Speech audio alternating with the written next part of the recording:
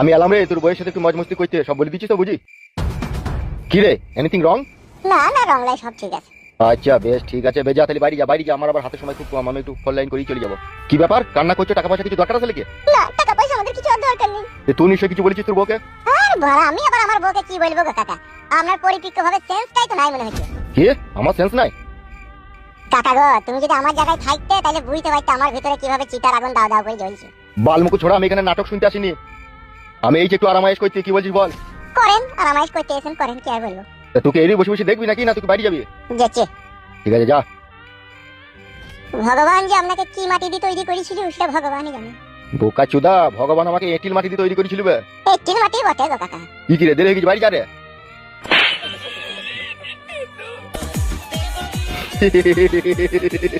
तू की जो हाल दिल का इधर हो रहा है, अजब सी अजब हो रहा है। কাকা যা কইতেছো তাই করো, ওই নাটক ফাটক বেশি করো না। কি বলিস শুইরে বাচ্চা? আমি বলছি তুমি যেটা কইতেছো সেটা করো, শোনো বড় তো গান গানো দরকার কি? দেখতেছো না মন মেজাজ খারাপ। এই শুইরে বাচ্চা খান কি ছিলি, আমার টাকা ফেল, আমি সব করবো না, টাকা ফেল, আমার এখনই টাকা ফেল। আমার টাকা দিস কি বে, পয়সা ফেল, আমি সব করবো না, পয়সা ফেল। শালা মানুষকে যত ভালোবাসা হয় তত মানুষকে এই বসে লাইবে। ওহ সত্যি কাকা, কি আর বলবার কোনো ভাষা নাই বলার। শালা বৈদুর বাচ্চা, বৈদু আমি নাটক করছি? আমি একটু প্রথমে এইছি, একটু যদি ওর সাথে একটু রোমান্টিক মুডে না আসে শালা সব করতে ভালো লাগবে লাইবে শালা। কি রে, অত যদি তোর কষ্ট হয়েছে তাহলে পয়সা ফেলবে, আমি সব করবো না, পয়সা দে। মন খারাপ করে বসে থাকো না, আমি আছি, অত টেনশন নাই তো, শুরু করে দেবো।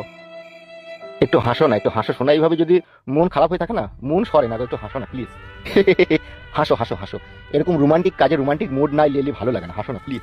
শুনুন, আমি হাসতে পারবো না, আপনি যা ইচ্ছা তাই করেন আমার সাথে, আমি নিচেতে শুচ্ছি।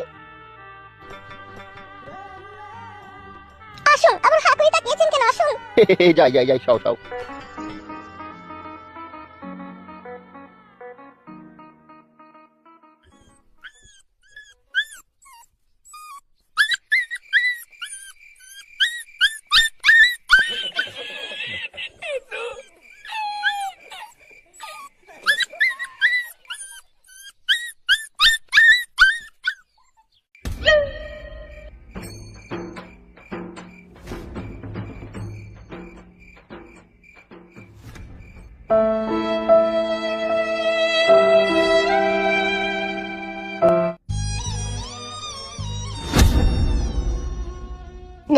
রূপা, উঠো শোনা বউ, উঠো উঠো।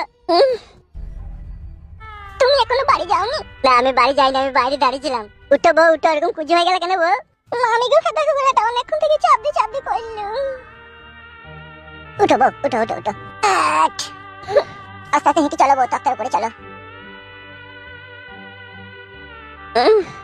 আমি চাবি ধরে বসিয়ে দেবো না, তুমি নিজে বসতে পারবা বউ? আমি বসতে পারবো। বেশ তাইলে উঠে বসো বউ। কি হইলে বউ, ঝোঁক সামালতে পারছো না, বসে থাকতে পারছো না? আমাকে একটু আস্তে করে শুয়ে দাও। রূপা, পেটে লাগছে বউ? না গো না, আমার পেটে লাগেনি। কান কি ছিলি, মা নাকি এমএলএ সাহেব নাই? জোরে জোরে কি করছিলে না? হ্যাঁ বউ,